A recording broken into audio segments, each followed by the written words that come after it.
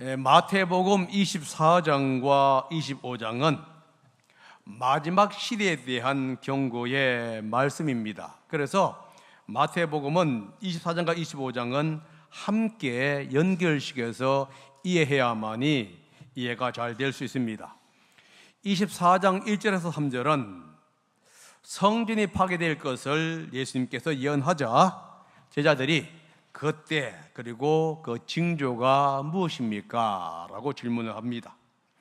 그 질문에 대해서 지금 예수님께서는 24장 4절부터 25장까지 얘기하는데 특별히 4절부터 14절까지는 일반적인 현상에 대해서 이야기를 합니다. 그러면서 이러한 현상들은 마지막이 아니라 이제 마지막을 시작하는 시대의 시작점이라고 얘기를 해주죠. 사실 우리는 이 현대에 그러한 삶을 살아가고 있습니다. 반면에 15절부터 28절까지는 대환란 기간에 일어날 현상들입니다. 그러니까 이 일반적인 환란의 시대가 지난 후에 대환란의 시대가 나아가는데요. 그때에 대한 설명이고, 그리고 나서 29절부터 이제 35절까지는 예수님의 재림과 관련된 징조에 대해서 이야기합니다.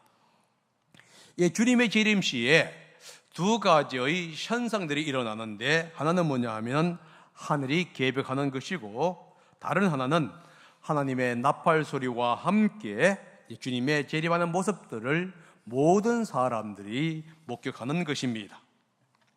주님은 재림하기 직전에 이 하늘에 두 가지의 징조가 있다고 얘기를 해요. 하나가 무엇이냐 하면 하늘이 어두워지면서 이제 전체가 격변의 시간을 갖게 되는 것이고, 다른 하나는 이 하늘의 세력들이 흔들리게 되는 현상을 이야기합니다. 29절이 그 얘기를 하고 있는데 한번 다 같이 읽어보겠습니다. 시작. 그 환란의 날들이 지난 뒤에 곧 해가 어두워지고 달은 그 빛을 잃고 별들은 하늘에서 떨어지고 하늘의 세력들은 흔들릴 것이다. 여기에서 29절에서 그 환란의 날들이 지난 뒤에 라고 명시하고 있습니다. 이 환란의 날들이 지난다는 얘기가 뭐냐 하면은 15절에서 28절에 나타난 현상 뒤에 라는 뜻입니다. 그러면 15절부터 28절은 무슨 뜻이냐?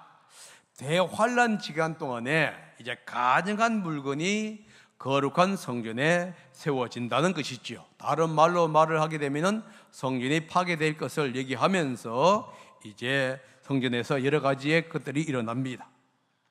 그리고 이전에도 없고 이후에도 없는 대환란이 전쟁이라든가 재난으로 인하여 일어나게 되고요. 적그리스도와 이제 거짓 선지자가 등장하면서 많은 사람들을 미혹하고 유혹하는 현상들이 일어나게 될 것을 얘기합니다. 사실 이러한 현상들은 지상에서 일어나고 있는 사건들이지요. 반면에 하늘에서는 대격변이 일어날 것이라고 얘기해 주고 있습니다. 하늘에는 해와 달 그리고 별들이 떨어지면서 어두워지고요. 하늘의 세력들이 지금 흔들리게 된다라고 얘기합니다.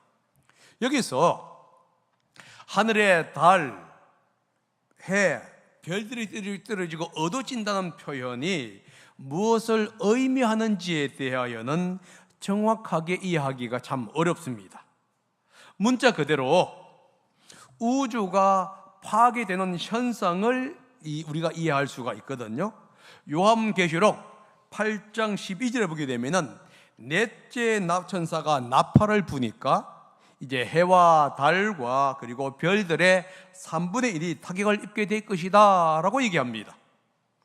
그 결과 해와 달과 별의 3분의 1이 어두워지고 낮 밤의 3분의 1이 빛을 잃으면서 어두워진다 라고 말씀하고 있는데, 실제 이것을 언급하고 있는 수도 있을 수도 있다 하는 겁니다.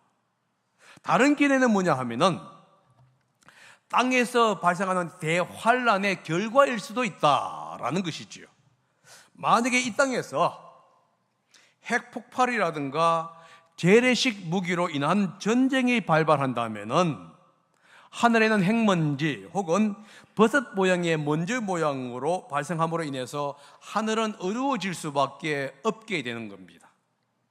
그것으로 인해서 구름이나 연기가 하늘을 가리게 되고, 그리고 하늘이 흐려지는 현상을 지금 이렇게 묘사하고 있다라고 어떤 학자들은 얘기합니다. 그런데 분명한 것은 뭐냐 하면, 이러한 징조가 예수님의 재림과 밀접하게 연결이 된다는 것이지요. 구약이나 유대인의 문학에 의하면은 마지막 시대를 하늘이 흔들리는 징조와 연결시키곤 했습니다. 이사야에서도 그런 얘기하고 있고, 예레미야에서도 이제 이런 이야기를 하는데요. 신약에서는 이러한 하늘에 흔들리는 사건을 가리켜서 예수님의 재림과 연결시킵니다. 오늘 본문이 그 얘기를 하고 있고, 마가복음 13장 24절에서 26절이 그 사실을 또한 얘기하고 있어요. 한번 읽어보겠습니다. 시작. 그러나 그 환란이 지난 뒤에 그 날에는 해가 어두워지고 달이 빛을 내지 않고 별들이 하늘에서 떨어지고 하늘의 세력들이 흔들릴 것이다. 그때의 사람들이 인자가 온 큰 권능과 영광에 따여 구름을 타고 오는 것을 볼 것이다. 그러니까 이 신약에서도 이 하늘의 전체의 어떤 현상들을 가리켜서 재림과 연결시킵니다. 그렇기 때문에 예수님께서는 지금 이 얘기를 하면서 주님의 재림 시에 일어날 하나의 어떤 전체의 대격변, 그리고 이 땅에서의 대격변과 연결시키고 있습니다. 그러면서 하늘의 세력들이 흔들릴 것이다 라고 얘기합니다. 여기서 하늘의 세력들은 아마 사탄과 그의 추종자들, 다시 말해서 타락한 이 귀신이라든가 악마들의 세력을 의미할 수가 있는데요, 요한계시록에 의하면은 이 사탄과 그의 졸개들이 예수님의 직전에 이제 발악하게 된다고 얘기를 해주고 있어요. 특별히 자신의 때가 얼마 남지 않고 있다는 것을 알고 지상으로 내려옵니다. 그리고 그들이 할 수 있는 모든 능력을 동원해서 이제 어렵게 만드는데요, 지상으로 내려온 그들은 나라와 국가의 어떤 정치, 경제, 종교, 제도를 조정해가지고 하나님과 하나님의 백성들을 대항할 것을 요한계시록 12장에 보게 되면은 언급하고 있어요. 물론 이러한 일들은 예수님의 재림 직전에 일어나고 있는데, 사실 오늘날도 일어나고 있는 현상은 틀림이 없습니다. 그런데 주님의 재림이 가까운 직전에 되게 되면 이러한 현상들이 강화된다는 거예요. 그러니까 결국은 사탄과 사탄의 졸개들이 이 세계의 어떤 정부라든가 나라들의 어떤 제도적이라는 것, 모든 것을 장악함으로 말미암아 더 많은 핍박의 시대가 다가오고 있다는 것을 지금 성경은 우리에게 이야기하고 있습니다. 이때에 주님은 재림하게 될 것입니다. 주님이 재림할 때에 땅에 있는 모든 사람들은 큰 영광과 구름 가운데서 예수님이 오시는 모습을 보게 되는데, 그래서 땅에 있는 사람들은 이제 가슴 치면서 통곡하게 될 것이다 라고 지금 30절이 얘기하고 있어요. 30절 한번 읽어보겠습니다. 시작. 그때에 인자가 올 징조가 하늘에서 나타날 터인데, 그때에는 땅에 있는 모든 민족이 가슴을 치며 인자가 큰 권능과 영광에서여 하늘 구름을 타고 오는 것을 보게 될 것이다. 땅에 있는 모든 민족의 가슴을 친다는 표현이 나옵니다. 이 친다는 표현이 뭐냐 하면은 모든 민족의 가슴을, 사람들의 가슴을 치면서 후회하고 통곡한다고 하는 의미가 들어갑니다. 이것은 아마 죄에 대한 애통의 표현일 수도 있을 수 있어요. 스가랴서에 의하게 되면은 많은 민족들이 지금 애통하게 될 것을 얘기하는데요, 특별히 스가랴서 12장 11절과 12절이 그 사실을 얘기합니다. 한번 읽어보겠습니다. 시작. 그날이 오면 예루살렘에서 슬프게 울 것이니 먹이돌 벌판 하다딤 림몬에서 슬퍼한 것처럼 기막히게 울 것이다. 온 나라가 슬피 울 것이며 가정마다 따로따로 슬피 울 것이다. 다윗의 집안의 가족들도 따로 슬피 울 것이며 그 집안 여인들도 따로 슬피 울 것이다. 나단의 집안의 가족들도 따로 슬피 울 것이며 그 그 집안의 여인들도 따로 살피울 것이다. 이 스가랴의 말씀은 이제 그날이 오면은, 마지막 때가 오게 되면은 이스라엘 민족들이 애통할 것이다. 다시 말해서 주님을 영접하지 못했던 것, 이해하지 못했던 것에 대한 슬픔의 회개의 어떤 애통을 할 것이다, 이런 말을 하고 있는 거예요. 그러면은 오늘 본문이 그것을 얘기하고 있느냐? 아마 오늘 본문은 회개에 대한 애통보다는 심판에 대한 두려움으로 오는 어떤 고통을 의미할 수가 있다 하는 겁니다. 이미 죄를 회개할 시간은 지나가 버렸어요. 2000년 전 예수님께서 처음 초림하실 때 많은 사람들은 예수님을 영접하고 죄를 회개할 기회가 주어졌습니다.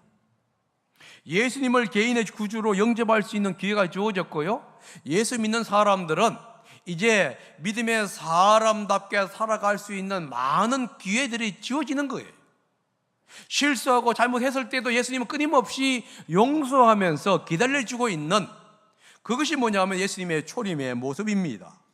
그런데 우리 주 예수님께서 다시 재림하실 때에는 이 모든 기회는 더 이상 주어지지 않는다는 거예요.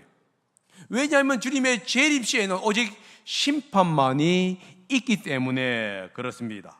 회개하지 않고 주님을 영접하지 않은 것을 후회해도 이미 그 후회의 시간은 지나가 버린 것이지요. 그래서 그들에게는 오직 하나님에 대한 두려움, 심판에 대한 두려움만이 그들에게 다가오기 때문에 그들은 애통한다는 얘기가 뭐냐? 두려움에 떨게 될 것이다, 이 말을 하고 있습니다. 사실 요한계시록 19장에 보면은 예수님이 영접하실 때에 예수님을 영접하지 않은 사람들은 산채로 이제 유황불에 던져지게 되고 지옥불에 던져진다는 기록이 있습니다. 그곳에서는 하나님의 오직 맹렬한 진도만이 임하게 될 것인데요, 즉 그리스도와 거짓 선지자가 지옥에 떨어져 고통받는 장면들을 얘기해 줍니다. 아마 이 주님의 재림 때 가슴 친다는 얘기가 뭐냐? 모든 민족과 사람들이 그것에 떨어질 것을 두려워한 나머지 통곡의 시간이 되는 것을 지금 의미할 수 있다는 겁니다. 그런데 또한 재미있는 표현이 뭐냐 하면은, 주님이 재림하실 때 사람들은 예수님의 큰 권능과 영광에 쌓여서 이제 하늘 구름을 타고 오는 모습을 목격하고 한다, 이런 얘기를 하고 있어요. 여러분, 사도행전에 보면은 예수님께서 구름을 타고 하늘나라로 올라가십니다. 그것을 이제 제자들이 바라보고 있죠. 천사가 뭐라고 하냐면은, 예수님이 구름을 타고 하늘나라로 올라간 것처럼 구름을 타고 오신다, 이 말씀을 하셨어요. 사도행전 1장 9절에서 12절입니다. 한번 읽어봅니다. 시작. 이 말씀을 하신 다음에 그가 그들이 보는 앞에서 들려 올라가시니 구름에 쌓여서 보이지 않게 되었다. 예수께서 떠나가실 때에 그들이 하늘을 쳐다보고 있는데 갑자기 흰 옷을 입은 두 사람이 그들 곁에 서서, 갈릴리 사람들아, 어찌하여 하늘을 쳐다보면서 서 있느냐? 너희를 떠나서 하늘로 올라가신 이 예수는 하늘로 올라가신 것을 너희가 본 그대로 오실 것이다 하고 말하였다. 여기서 보게 되면 두 가지 표현이 나오지요. 예수님이 구름을 타고 하늘나라로 올라가셨다, 그리고 구름을 타고 다시 오신다 하는 표현이 나옵니다. 이 구름을 타고 올라가셨고 구름을 타고 내려오셨다는 얘기가 실제 우리가 구름을 타고 오신다는 의미냐 하는 겁니다. 여러분, 우리는 보통 이제 옛날 이야기를 할 때에 도사들이 구름을 타고 날아가는 표현도 있고요, 또 어느 때는 이 빗자루를 타고 날아가는 그런 장면들을 우리는 많이 이야기를 들었고 보았습니다. 정말로 주님께서 그렇게 구름을 타고 도사처럼 내려온다는 얘기냐? 라는 거예요. 제가 학교에서 가르칠 때 많은 목사님들이 그렇게 얘기하더라고요. 그렇게 오는 얘기라고. 그래서 제가 정말 그럴까요? 그러니까 그분들이 뭘 하냐면은 최 교수는 그렇게 안 믿을지 모르지만 나는 그렇게 믿습니다 하고 제가 설명을 했는데도 도저히 용납할 수 없다고 얘기하던데요. 여러분, 이 구름은 구약시대 때 하나님의 영광을 나타내는 표현이에요.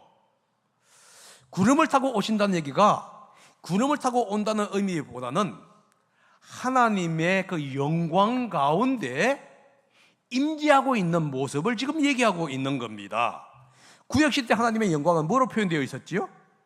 낮에는 구름 기둥으로, 밤에는 불 기둥으로 묘사가 되었고요. 이 구름, 하나님께서 성막에 구름으로 가득 차 있는 모습을 가리켜서 보자면 이 하나님의 영광의 모습으로 표현했어요. 그래서 솔로몬이 성전을 지었을 때에 거기에 구름이 가득 찼다 했을 때 그 표현을 보게 되면 하나님의 영광이 가득 찼다 하는 표현입니다. 그렇다고 한다면은 지금 하나님께서 구름 타고 오신다는 얘기가 뭐냐?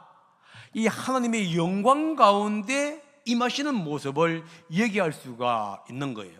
특별히 여러분들이 요한계시록에 보게 되면은 이제 4장과 5장에 보게 되면은 이 하늘 보좌에서 영광 가운데 하나님이 세상을 통치하고 있는 모습들을 그리고 있습니다. 이 하늘의 보좌에 앉으신 그 하나님께서 천군 천사와 함께 옹이하면서 내려오며 하늘의 어떤 보좌가 내려오는데 이 보좌의 의미를 지금 뭐라고 표현하고 있냐면 구름을 타고 내려오신다 이런 모습으로 지금 얘기하고 있는 거예요. 그러니까 그 모습이 두려운 모습이에요. 이사야가 그 모습을 보고 뭐라 했습니까? 이사야 6장 보게 되면 감히 쳐다보지 못해서 자기의 죄를 보면서 이 내가 어떻게 할꼬 하는 그런 표현을 하고 있는 것입니다.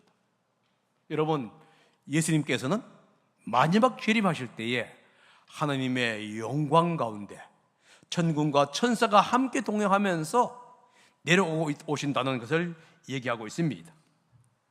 그때 성경에 보면 이렇게 얘기하고 있습니다.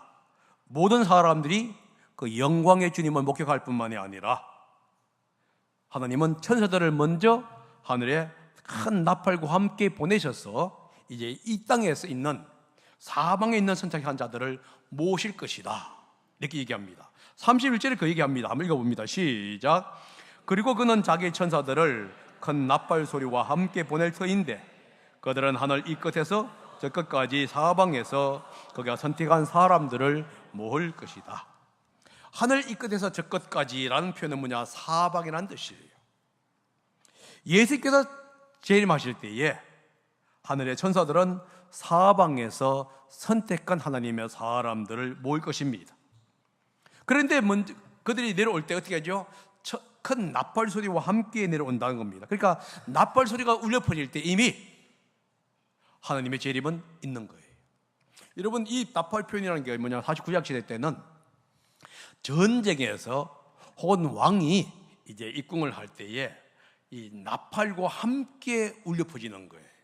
그래서 이 전쟁의 대장군이 승리했다는 모습을 나팔을 통해서 알리는 것이고요. 왕이 입궁을 할 때 나팔을 불면서 지금 왕이 입궁합니다. 그러므로 준비하셔요 한 의미입니다.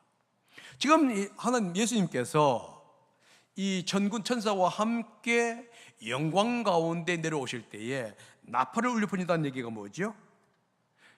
예수님이 재림하고 있다는 것을 모든 사람에게 지금 알리고 있는 표현이에요. 그럴 때 하나님을 믿는 사람들은 다 모인다는 얘기를 해주고 있습니다. 여러분, 이 모든 사람을 모은다, 특별히 선택받은 사람을 모은다는 얘기가 뭐죠? 사방에 복음이 이미 전파되었다 하는 거예요. 그러니까 복음이 전파되어서 수많은 사람들이 개인적으로 예수님을 영접한 후에 주님께서 재림하실 때에 그 재림의 주님을 경배하기 위해서 모인다고 하는 의미가 들어간 겁니다. 주님은 이 땅의 모든 제도를 파고요, 주님을 반대하는 세력들을 파칠 것입니다. 그리고 하나님의 사람들을 모아서 새로운 하나님의 나라를 건설하는 거예요. 그래서 사실 재림은 뭐냐? 새로운 시작이 되는 겁니다. 지금까지 있었던 모든 것은 다 바뀌어지게 되고 새로운 시작이 되는 게 뭐냐? 예수님의 재림과 관계가 되는 겁니다. 우리는 여기서 예수님의 초림과 재림 사이에 차이가 있다는 사실을 기억하게 됩니다. 예수님이 2000년 전에 오신 목적이 뭐냐? 사람들을 구원하기 위해서지요. 복음을 전하기 위해서고요, 죄인을 구하기 위해서입니다. 그래서 수많은 사람들은 여러분과 제가 이 복음을 통해서 예수님을 영접하고 하나님의 백성이 되는 겁니다. 그러나 재림 시에는 다릅니다. 더 이상 이 복음이 선포되는 것이 아닙니다. 심판만이 선포가 되는 것이지요. 그래서 이 예수님은 믿지 않는 사람들을 심판하시고 믿는 사람들을 모아서 새로운 하나님의 나라를 건설하는 것이에요. 우리는 지금 예수님의 재림을 대면하고 있는 사람입니다. 물론 언제 올지는 우리는 알 수가 없습니다. 우리가 해야 할 일이 무엇이죠? 복음 전파라는 거예요. 교회가 존재하는 목적이 뭐냐? 이제 주님이 재림했을 때에 하나님의 나라를 세울 수 있는 사람들을 준비시키는 거예요. 여러분, 만약에 우리 교회가 특별 집회를 한다고 얘기를 해보십시다. 그러면 여러분들 어떻게 하겠습니까? 손님들을 초대하겠지요. 마찬가지입니다. 예수님의 재림을 위해서 우리가 준비해야 하는 게 뭐냐 하면은 우리의 가족이라든가 우리의 친구라든가 직장 동료라든가 이런 사람들에게 복음을 전하고 예수님을 알리는 거예요. 이것을 우리는 가르쳐서 뭐라 그러죠? VIP들을 위해서 기도하고 전도한다는 겁니다. 우리는 먼저 그런 것을 기도로 준비해야 되고요, 그리고 실제 나아가서 복음을 전하는 것으로 해야 하는 겁니다. 지금 29절 31절은 바로 그 얘기를 하고 있는 겁니다. 주님에 대해서 얘기하면서 이 주님의 재림은 모든 사람이 지금 목격하게 된다는 거예요. 그러면은 우리가 해야 할 일이 뭐냐 하는 질문을 던지게 되는데 32절부터 33절까지가 뭐라고 있습니까? 무화과 나무의 비유를 얘기하면서 이렇게 얘기합니다. 한번 읽어보겠습니다. 시작. 무화과 나무에서 교훈을 배우라. 가지가 연하여지고 잎이 돋으면 너희는 여름이 가까운 줄 안다. 이와 같이 너희도 이 모든 일을 보거든 인자가 문 앞에 가까이 온 줄을 알아라.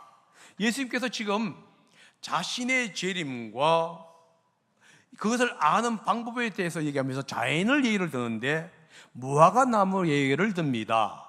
무화과는 이 팔레스타인에 많이 나는 나무 중에 하나입니다. 우리 교회에도 무화과 나무가 있습니다. 어디 있지요? 저 밑에 보게 되면은 무화과 나무가 있어요. 보통 봄이 되면은 수액이 이제 나무 줄기로 타고 올라가기 때문에 가지와 이제 잎이 뻗기 새로운 가지가 나고 잎이 나오게 됩니다. 이때에 새로 나온 가지는 보통 푸른색을 띠면서 연해지지요. 그리고 잎이 열리면서 무화과 열매가 함께 열리게 되어 있어요. 여러분, 왜 예수님께서 무화과 나무를 언급했을까 하는 겁니다.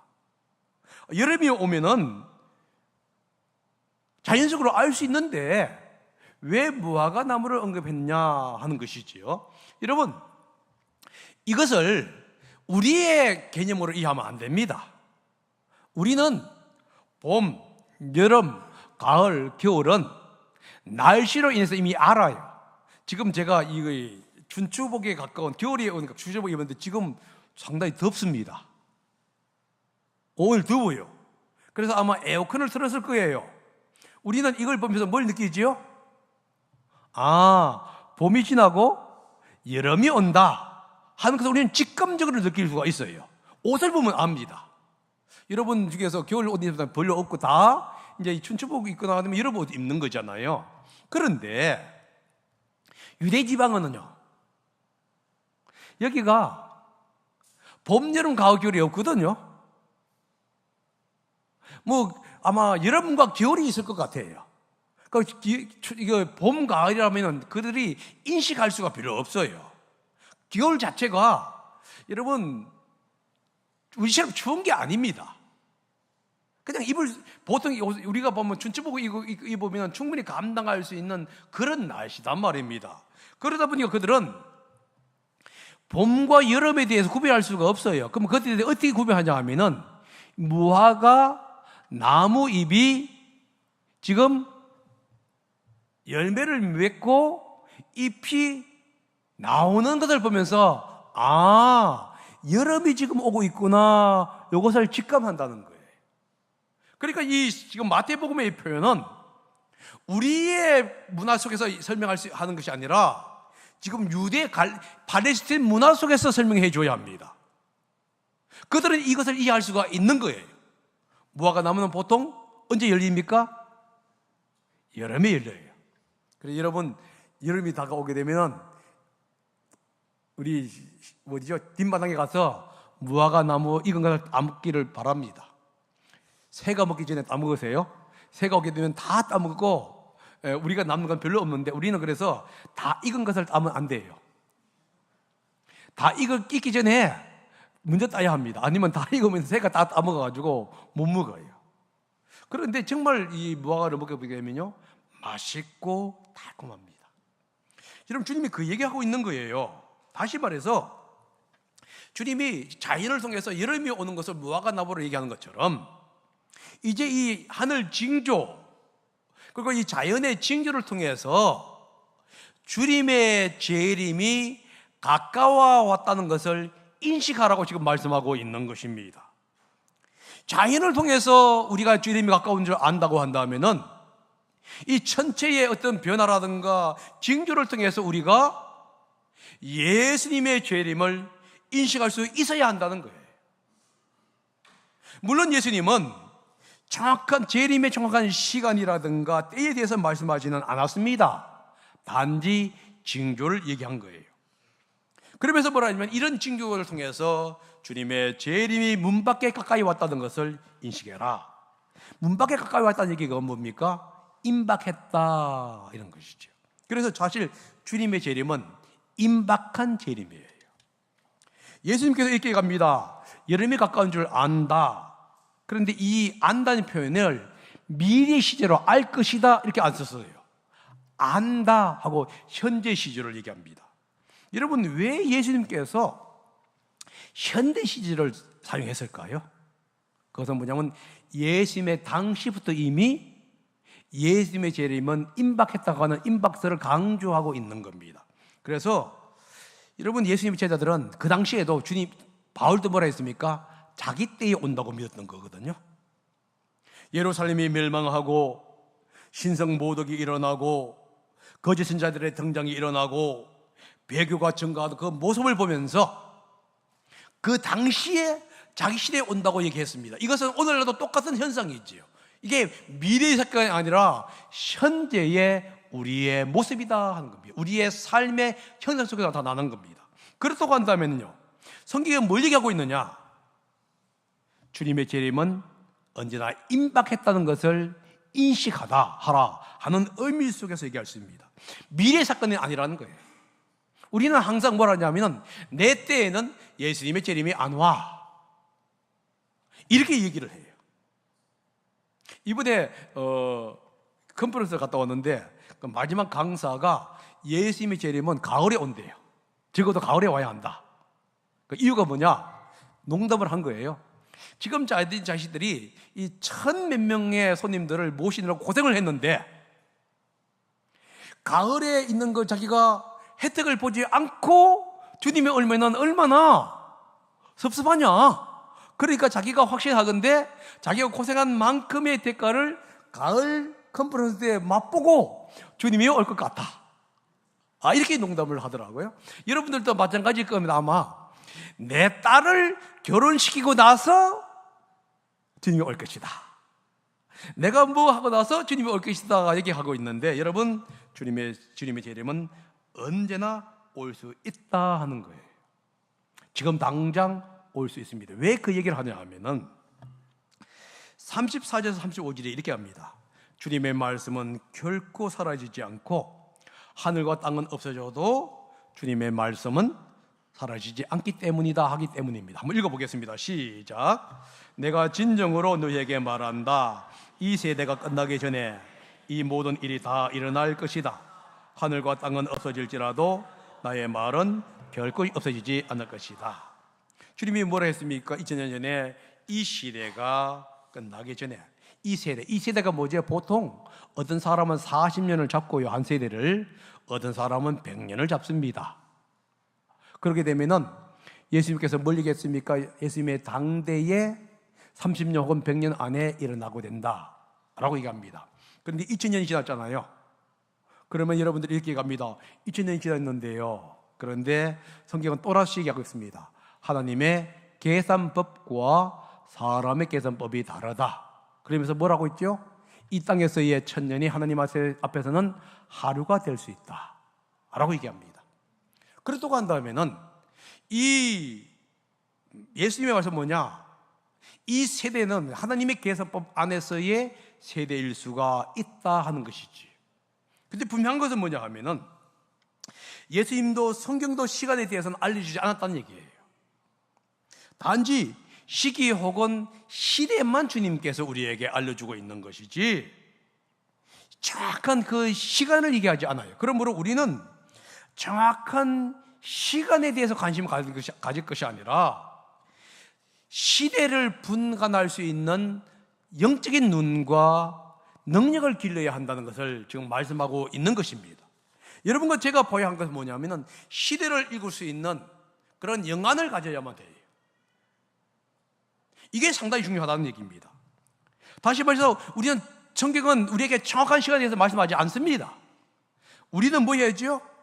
예수님은 징조에 대해서 얘기했다고 한다면은 중요한 것은 뭐냐면 주님께서 주님의 재림이 임박했다 하는 그 상황 속에서 우리는 주님의 재림을 준비하는 마음의 자세가 필요하다는 것이지요. 오늘이 올 수도 있고 내일 올 수도 있고 100년 후가 올 수도 있습니다. 그러나 주님께서는 뭘 하고 있느냐? 문 밖에 가까이 왔다. 다시 말해서 임박했다 하는 그 마음입니다. 여러분, 만약에 우리가 주님의 재림이 임박했다고 한다면요, 우리의 삶은 어떻게 해야 할까요? 간단할 수밖에 없습니다. 여러분, 복잡하게 생각할 것이 없어요. 간단해야 되지요. 그러면서 시간을 함부로 사용하지 말아야 합니다. 주어진 생활 속에서 최선을 다해서 살아가야 한다는 거예요. 좋으면 좋은 대로, 슬프면 슬픈 대로 하루하루의 삶을 정말로 준비하는 마음으로 살아가야 합니다. 만약에 주님이 오늘 오신다고 했을 때 우리가 방탕한 삶을 살다가 주님을 만날 것인지 아니면 하루하루의 삶을 감사하면서 기뻐하면서 주님을 만날 것인지 이건 다른 각도가 되겠지요. 그래서 임박함이라는 게 뭐냐 하면은 암 환자들의 삶과 관계가 있어요. 여러분, 암 환자들은 오늘이 마지막이라는 마음을 가지고 살아가지 않습니까? 내일은 나의 삶이 아니에요.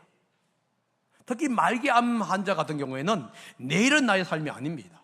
그래서 그들은 뭐 하죠?